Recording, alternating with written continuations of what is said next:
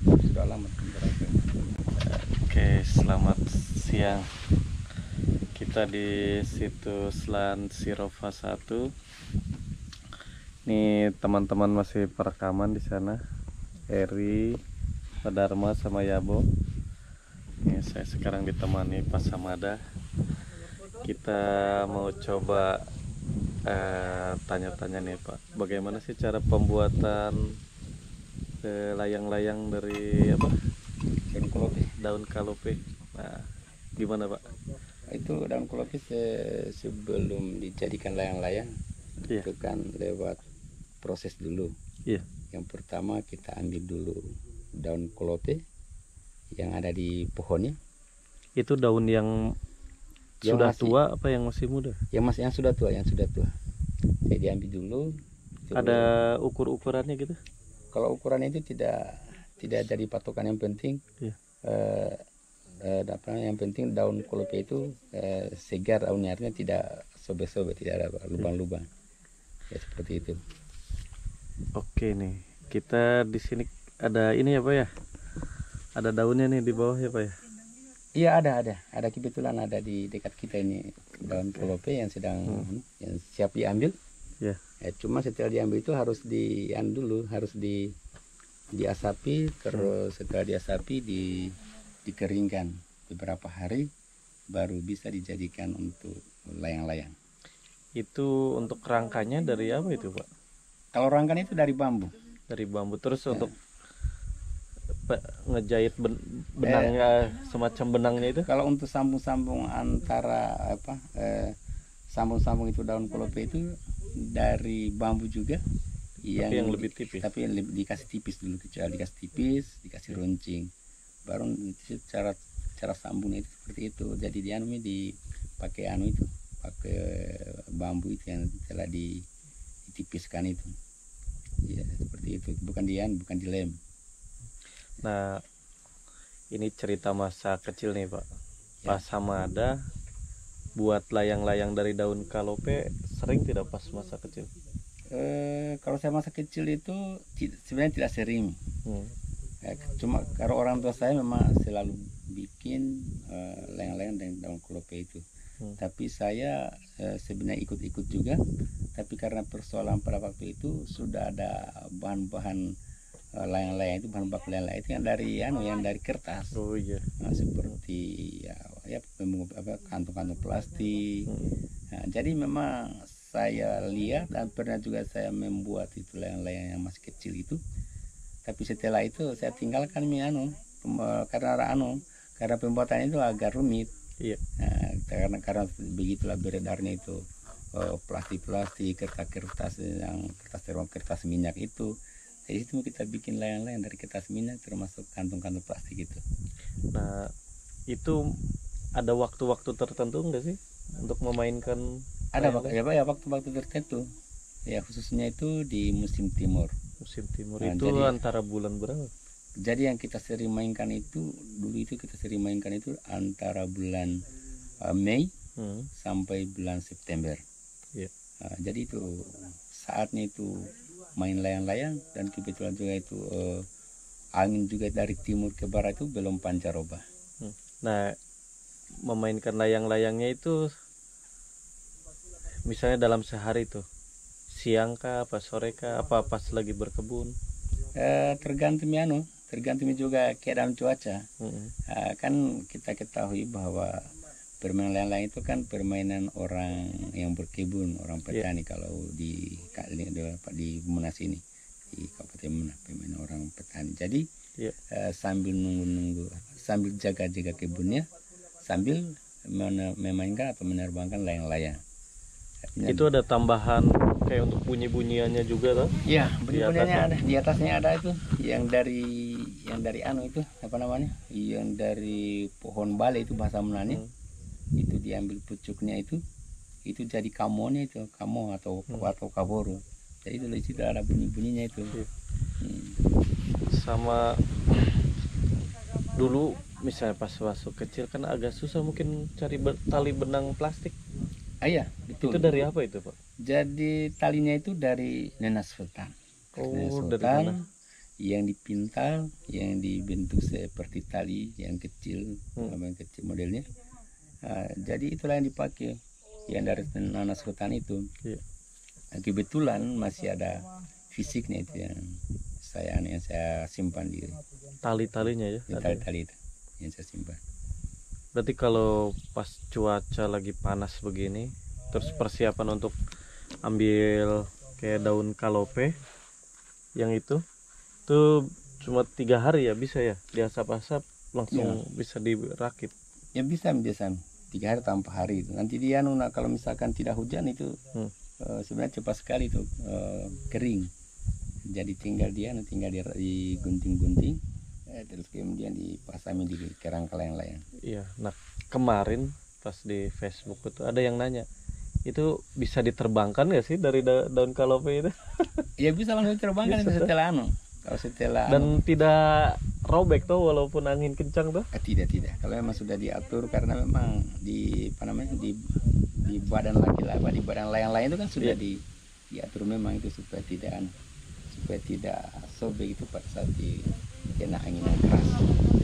Ini kayak sekarang ini pas ini musimnya ya untuk main layang-layang ya? Ya sebenarnya musim untuk main layang-layang ini karena baru masuk bulan Juli ini.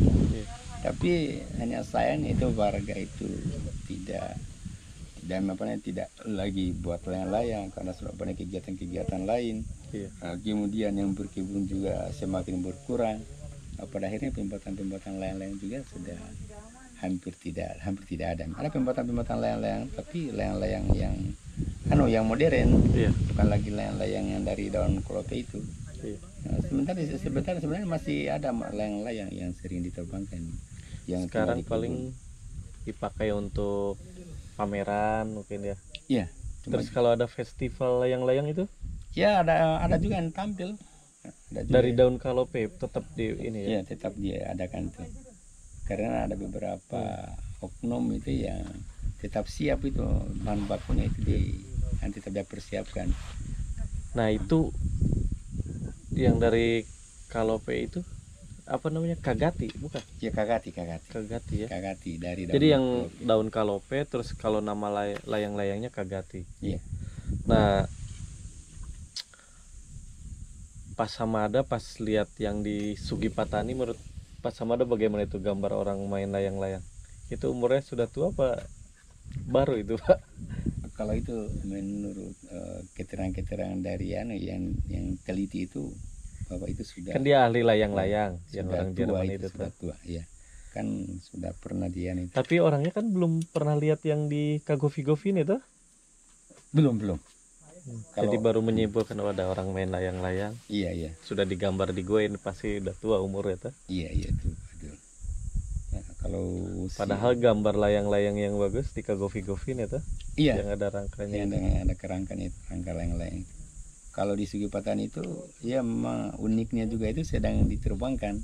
Iya. Ya, karena ada talinya, ada orang yang sedang pegang tali itu. Iya. Berarti dia sedang menerbangkan. Tapi pada bentuk layang-layangnya tidak terlalu jelas. Iya, tidak terlalu jelas karena persoalan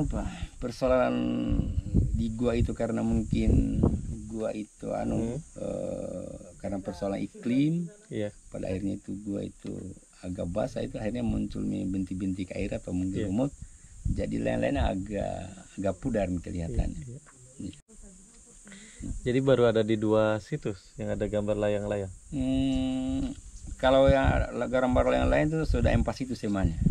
2 lagi di mana? 2, satunya di Lantola Laki.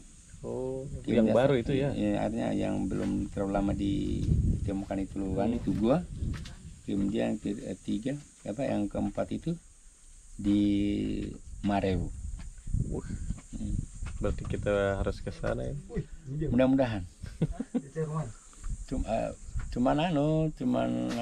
Cuman masalahnya ketika dibanding dengan Sugipatani atau Kagovigovin itu lebih menarik di sana.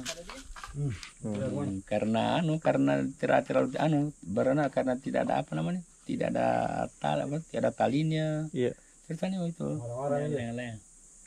Tapi yang di Maarewu sama yang satu lagi situ Lantola Laki itu bagaimana gambarnya? Ya hanya gambar layang-layang. Tapi bukan tidak besar layang-layangnya. kecil seperti juga. di Kagovi-Govi ini. Lebih besar dari sana, lebih besar dari Kagovi ini. Iya. Tapi tidak pernah tidak pernah, tapi jelas lain-lain, jelas lukisan lain-lain. Ya, berarti ada di 4 situs ya, Iya, gambar situs. lain-lain. Masih Dan di- emang berarti memang kalau kita melihat yang di Kagovi-Govi ini kan itu gambarnya lebih jelas, lebih terang. Ya memang tua berarti gambarnya ya Pak ya. Kira-kira seperti itu Pak, karena karena yang saya katakan tadi 2 situs Rantolak sama Ribu itu tidak terlalu besar anunya lukisannya, cuma bentuknya adalah layang-layang, tapi tidak seunik itu Kagovi-Govi ini. Iya. Karena Kagovi ini itu memang tinggi sekali anunya dia, Jelas ada orang. jelas sekali. Terus apa namanya? Tuh di situ. Kamar Itu sudah jatuh. Terus apa namanya? Terus tingginya 21 cm, pernah saya ukur itu 21 Iya. cm kalau tidak salah itu. Tinggi itu layang-layang. Oke, nanti kita lanjut lagi ke video selanjutnya. Nanti pasti ada obrolan menarik lagi dengan Pak Samada. Oke, terima kasih. Assalamualaikum warahmatullahi wabarakatuh. Waalaikumsalam. Nah, ini baru mau mengambil apa daun kalopenya ya Pak ya? Iya. Kebetulan ada di di dekatnya gua ini.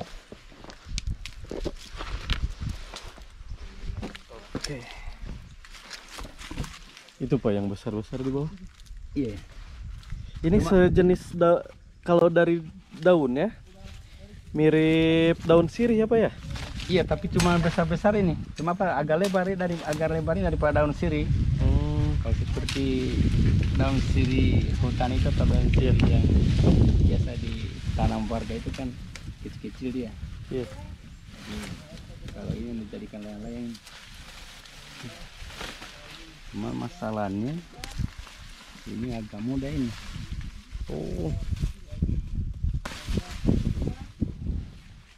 Ini yang besar ini. Coba Pak. Nah, jadi kalau P itu dia tanaman merambat ya Pak ya? Iya, tanaman merambat. Terus batangnya itu ada durinya.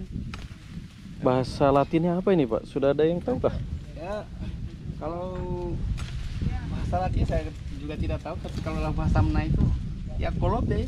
Kalau P Ya kolop juga namanya. tidak berbau ini Pak, seperti apa? Tidak Sirih. tidak berubah seperti sirih tidak. Jadi isinya itu kan bisa dimakan isinya. Apanya yang dimakan? Isinya tapi harus proses. Isi itu gandumnya itu tuh. Ada buahnya? Tidak ada juga buahnya, tapi tidak ada juga buahnya, tapi yang apa? Yang dimakan apanya? Yang dimakan itu adalah ubinya. Oh, di bawah. Dalam tanah. Iya.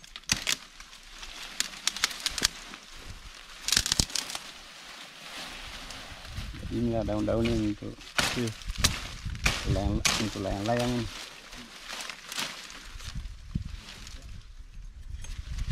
Ini nanti di rumah ini baru dia. Di rumah tidak menanam Pak? Banyak di rumah, banyak di dekat-dekat rumah itu. Iya. Cuman saat ini kan sudah saatnya daun berguguran kan, cuma tinggal beberapa pohon saja ini yang masih bertahan. Karena kalau sudah bulan-bulan Juli ini kan tidak ada daun-daun kolot kan sudah berguguran. Kan sebenarnya itu kalau kita ambil aturan sebenarnya itu bulan Maret akhir atau bulan April itu harus dikumpul daun ini. Kumpul itu sudah dikeringkan. Nah, terus dia ini disusun baik-baik, kemudian dicepit. Jadi nanti itu rapi tidak yang kusut. Seperti itu. Jadi kalau pada saat dibuat untuk layang-layang itu harus dulu dipotong-potong dulu. Jadi misalkan besok itu kita sudah bikin layang-layang, hari ini kita sudah siapkan itu bahan-bahan bakunya. Jadi besoknya tinggal merakit. Tinggal dirakit. Jadi cepat kelar. Oke, jadi ini pengambilannya.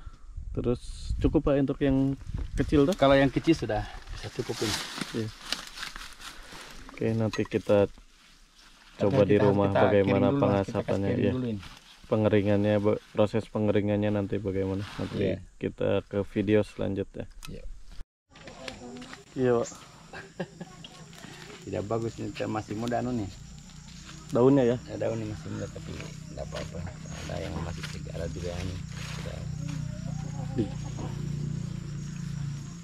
Tapi diikat-ikat nih baru baru digantung-gantung di jemuran. Iya.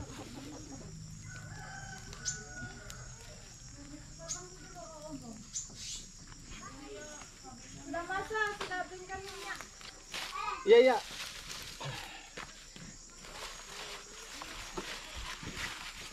Ada ini 30 lembar. 40. Ada 40. Ini model cepatnya ini Pak ya. Iya.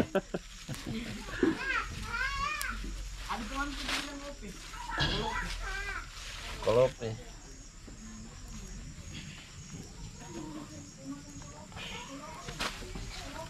Semoga bisa lah dibuat. Oh lah, baru diikat. Ya kita gini.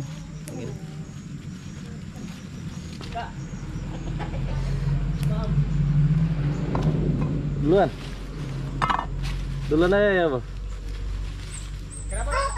Duluan. Nanti menyusul sebentar ini. Tidak lama.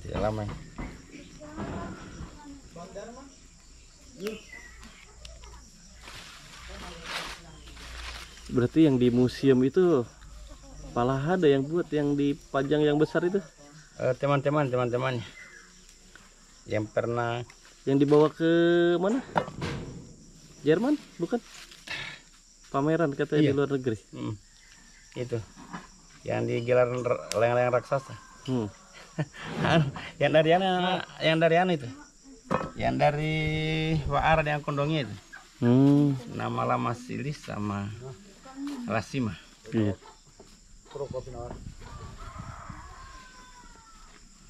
Ya sudah tinggal di jemur. Oke, sudah selesai, tinggal di gantung-gantung.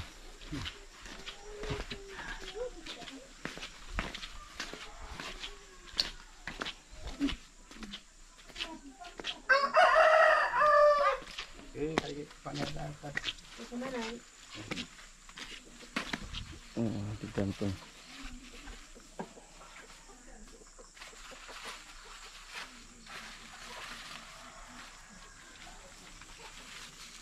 Kalau tidak hujan berapa hari nih Pak? 2 hari kan, tergantung juga kepanasan matahari. Iya.